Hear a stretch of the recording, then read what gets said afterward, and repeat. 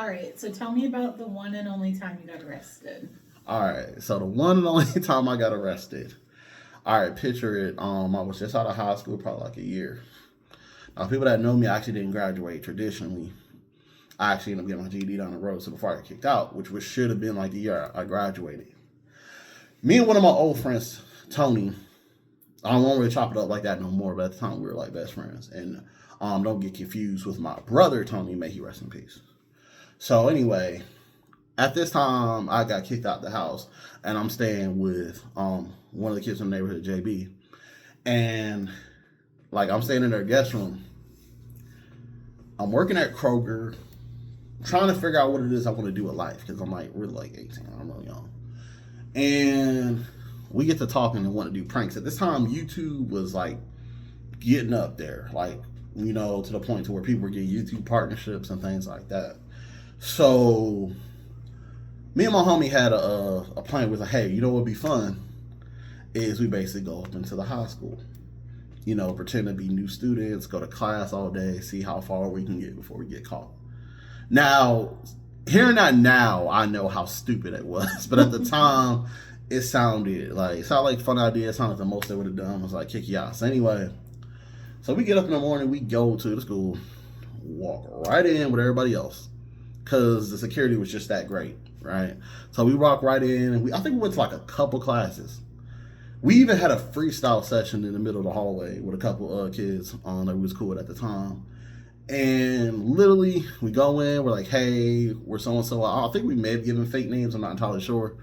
All I know is the prank had overstayed its value, right?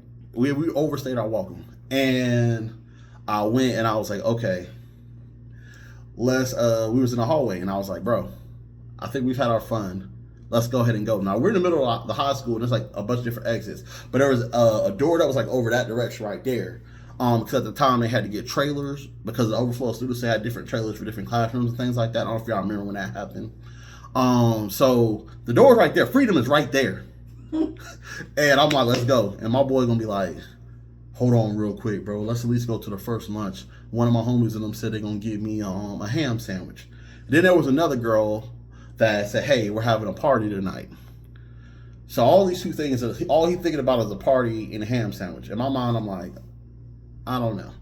I can't 100% say I knew something was wrong, but I was like, I really wish I listened to my inner gut at the time. So anyway, we get there, we sit down. I'm showing some of the new music I was working on at the time, and like I had just dropped the last Hope mixtape and things like that. So I'm on a promo run in the middle of a prank, and he's sitting there just eating this ham and cheese sandwich. Little did he know that was gonna be the best meal he had that night. You know what I'm saying? So literally, he's eating and chilling. I'm sitting down, and I don't know which white administrator he popped up. And like how the cops come and they're all like friendly to you, and they're like, "Hey, yeah, don't worry about it. Coming." Like that's how this administrator was. But he knew our names. He was just like, "Okay, so which one of you guys are Will? Which one of you guys are Tony?" In my mind, I'm like, somebody snitched. I think Tony made this man. He just probably choked the last bite of his head. And once again, I had a choice to make. So this right here will probably be the day that I made the wrong choices. So once again, we're in the cafeteria area, and right over there is another door, right? And I'm thinking at this time, I'm scrawny. Like my grandma was sure I wasn't gonna gain no weight. I was fast. I didn't have all the stamina, man. I probably could have made a clean exit. Homie was a track star. Needless to say, I don't understand why anybody didn't run. Right? So we go, we walk in. He's like, oh, don't worry. Yeah, everything's fine. Just come with us. I'm like, cool. We gonna come with you real quick. And he's like, yeah. Just come on. And I was just like, bro, I know this man. And I'm not trying to grace, but I don't know how many like grown Caucasian men were that kind to me at that time of my life. So I should have probably been like a little amiss. Needless to say, I'm walking. Tony's walking. I think Tony thought things had gotten more serious than I did, because I'm still just like, this is crazy. So we get in there. In a high school, they got this real chubby ass fucking like officer that's there. Like, if you want to go have one officer at the high school, why is this man obese? Why is this man like looking like we just caught him after his 13th donut break? And needless to say, we sit down, and he's just like, so you guys came into the high school. Do you guys understand that is criminal trespassing. And I'm just like, I actually didn't know that. And I was like, yeah, it's just a prank, you know, I'm trying to really cause no trouble, didn't come to hurt nobody. And Tony's over here, and he's just like freaked out. And he's just like, next thing you know, the guy goes, well, unfortunately, I'm going to have to take you guys downtown. Mind you, we was in the queue, right? So Buford was like, I'm really not going to sit downtown, but I digress. At this point, I knew shit got real. Now, I went through like all 7 stages of acceptance at the same time. So my facial expression was just like, yeah. Tony's over there, he's just like trying to beg with the guy. He's just like, please, sir, please, you know, I'm getting ready to join the Navy and all these different things. And in my mind, like, mind you, everything, I'm processing everything with Tom. I'm like, man, what the fuck you was gonna go to the Navy? Like, what the fuck would you go tell me he was going to the Navy? So we had that whole conversation. And he's still begging. The officer's like, look, I understand. I just wish there was another option, blah, blah, blah. But I do got to take you guys downtown or whatever. So in the back of the cop car, I'm just like, bro, I cannot believe. See, I was like, we're actually there. Like, because the whole time he is like trying to bargain with the cop and everything. In my mind, I literally just want to scream out the top of my lungs, nigga, we're going to jail. Like, I already said, like, bro, we're going to jail. And there's no way around this shit, bro. This, like, when the cops want us to sit tight, you're going to jail. So we get in the car, we roll out all the way out to Gwinnett County. And let me tell you, bro, this is one of the worst places to get locked up. And I'm not saying it was like the most dangerous jail, but these niggas was behind at the time, right?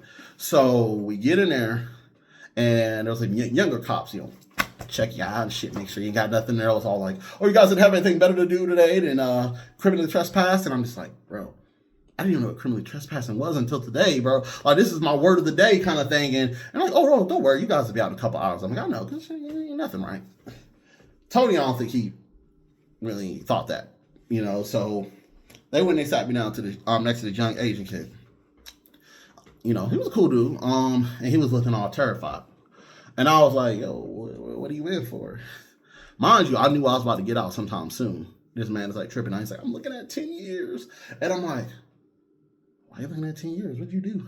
So all my friends wanted to go rob a bank, and I was a getaway driver. And I was thinking back to myself. I did sympathize with the young dude, but I was just like, how the fuck was you the getaway driver? You didn't get away. Like, it's in the title. Like, it's in the title. You're supposed to be gone. As soon as you see the lights over there, you're supposed to be the fuck out of there. How out of all the people at the fucking robbery, everybody else got away, and the getaway driver didn't get away. So I'm just like, okay. Whew. So me, you know, whatever, fine, whatever. And then, like, right over here, boys, so me and my boy walk over to the cell. In my mind, I'm still thinking, oh, we're going to probably be out in a couple hours. It's going to be a funny story to tell tonight. And we get in there, and there's this white dude, and this dude is just in there with his shirt off. He done turned red and everything, bro. And I was like, and now we talked, oh, we'll be out in a couple hours. This dude started cracking up. He was like, man, I've been in here since 7 in the morning. And I was like, see, that's when shit got real for me. I was like, okay. I was like, bro, we might not be getting out of here tonight or whatever. So we sitting there, and then I'm swear every 10 minutes they had somebody else coming in that cell, bro. It was just like a line, bro. Like, and I turned back around, I'm like, bro, they can't possibly fit nobody else in this motherfucking room, right? So we get in there. It's about, I feel like it's like 30 of us, and they try to call themselves trying to do a favor for us, right? Talking about some we'll leave the door open if you guys are good. But if you guys start acting up, we're gonna close the door. And I'm like, oh, please be good, bro. You know, but here I am once again, faced with decisions. I'm looking back and I'm like, here I am, trapped in a door, right?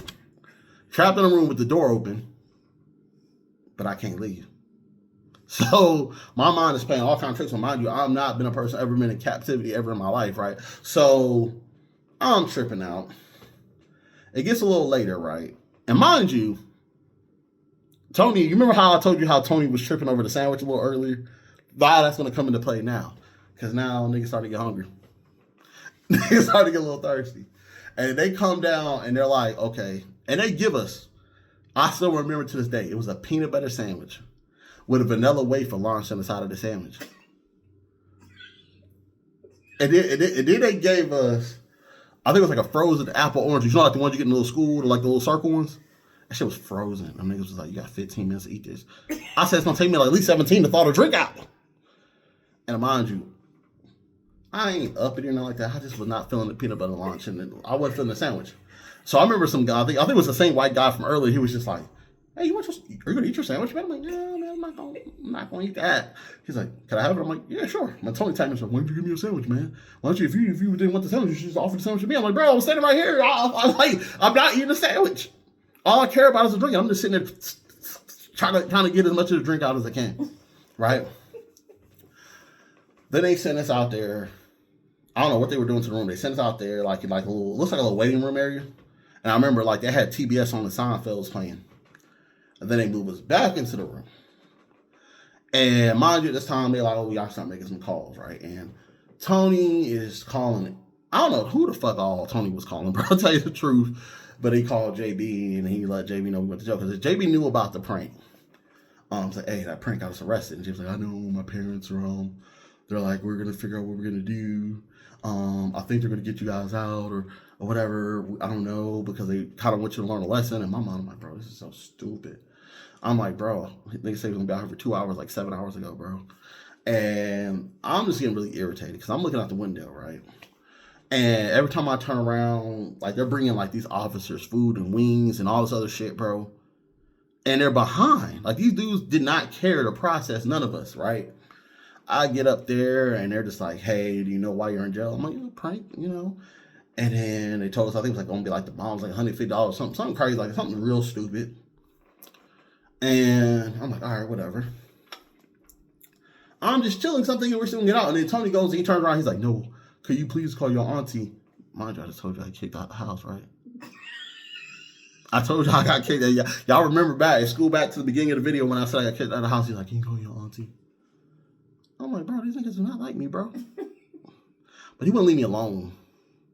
I called him, and of course, it was like, "Okay." Like, that's how I was. My niggas did not have no reaction. Like, only person in that house that cared I had locked up was my brother. He was still living there. You know, he's on Facebook, and he's just like, free my brother. No one else can get out for like a couple of days. Don't matter, free my brother. And Tom's like, tripping. I'm like, "Okay, look." I was like, "So it's easy. All I need to do is get out," right? Because I worked at the Kroger at the time, and I had a paycheck. I don't know if y'all remember back in the days when you work at Kroger, they'll give you the physical check, and you can go to like the little customer service area, and they will cash your check for you there. So I was like, all I got to do was get out, and then go get the check. And I told him, I said, "Look, I'm gonna get somebody to come get me, then I'm gonna go get my check, and I'm gonna come back and get you." And he's like, "Don't leave me in here, don't leave me in here." I'm like, "Motherfucker, just chill out." But then these motherfuckers we finally got to like processing. They was like, "Look, so what's gonna happen is we set your bail, and if you make bail, then you'll leave. If you don't make bail, we're gonna let you out Monday. Really, we're only supposed to keep you like 2 more days, but because of Martin Luther King Day, the court systems are closed, so we're gonna have to let you guys sit another day." I'm like, "Motherfucker, you couldn't let us out a day earlier? Like, y'all gonna literally celebrate Martin Luther King Day by keeping 2 brothers locked up an extra day in the system?" That is not the dream that he had. You know what I'm saying? That sounds like I had a nightmare, bro. Like, that was just ridiculous. So I'm just like, all right, man, we're gonna figure something out, man. Something off the state. Then they start moving us around in different cells and shit. And finally, I think after hour 12, I started feeling like the seriousness of the situation. We got back on the phone with JB, and JB's like, "My parents agreed to come get you out. You guys should be out in a little bit." Now, I'm not sure how long the bonding process actually works, but I think it's a whole lot longer than an hour. Bro, I got so tired. I remember laying down on the floor in there. You know, they take your shoestrings out and take like they do anything they think. I'm like, bro, I'm not about to kill myself over no damn 13 hours of a sentence. I did get a little hungry though. So I was just like, at the time, Kroger was 24 hours. So I was like, bro, when they let me out, bro, I'm about to go up to the Kroger, buy me one of them little rotisserie chickens they got in the oven, and I'm about to go eat the whole fucking chicken. That was my plan when I got out. So finally, they was like, they called our name. I was like, we can go. And after that situation happened, we were just like, okay, this is cool. Tony's all like still kind of shook. Noble's all like, bro, this was a long ass night. So I get home. I had some Pringles I had bought earlier. I ate up that. Everything was cool. Fast forward just a little bit. Tony's dad came. I guess he was upset. His mom was like, you take him. And he was gone for like 2 weeks. And then the court system came in. They started sending us our thing to come to court. But for some reason, me and him had different court dates. They was like trying us differently or whatever. Now, according to his situation, I think he pled guilty. They put him on community service, all that shit. See, homie Noble had a job at the time. And I was like, I'm not finna go do no community service. Like, I'm not allowed to do that. I was like, at that time, that's like, I was above that shit, bro. And I think it was like the summer too. I don't know. So I remember they went and they was going over the case with me in court. I had got to get me a court-appointed attorney. And then the dude, we go in and I'm getting ready to plead guilty. Everything lining up so far. You guys went to the school? Yes. Were you supposed to be there? No. And everything was fine. Now there was just one thing that ended up happening. Right in the middle of this shit, right before I told the dude, I'm like, yeah, we'll go ahead and plead guilty. All right, we'll do whatever we gotta do. He's like, all right, sounds good. And literally the guy goes, one of the defense people was like, oh, and when we caught them, we told them not to return, and they came back to the school. I was like, hold on. So now you're lying. Now you're lying. You did not give us an opportunity to leave the school and we came back, because that shows intent. We caught the boys. You arrested the boys. There was no in between that situation. So I was like, dog, we're not doing that. I'm like, I feel like a big dog. No, we're not doing that plea, dog. And he's like, are you sure? I was like, no, because that shows intent. I'm not doing that. He's like, you sure don't even want to do a little bit of community service? I'm like, nigga, you do some community service then.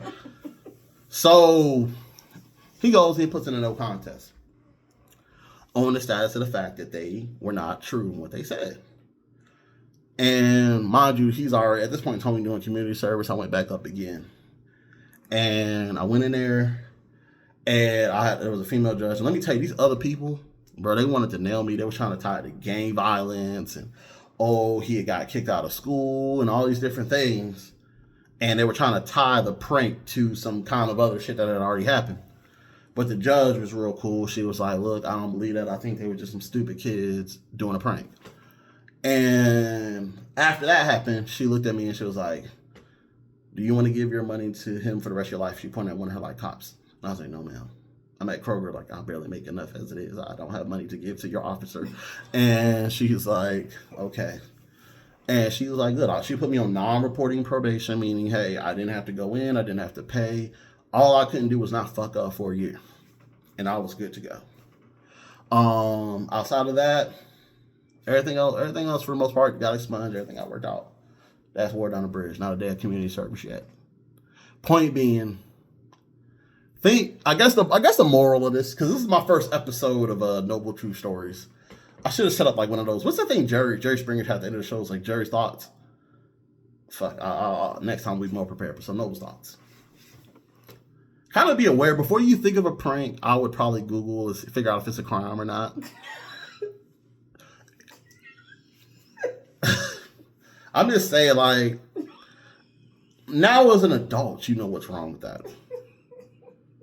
18 years old, I mean, you just barely an adult. You still a boy.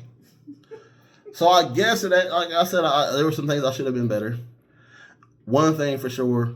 So number one, Google and see if it's a crime. And number two, if you'll do a prank, know who you're doing it with, because everybody is not built for this shit. Even if it's minor, even if it's about 13 hours in jail, some niggas can't handle that shit. And like, I don't know what was worse, being in jail or dealing with this nigga for 13 hours. Y'all stay up until the next episode.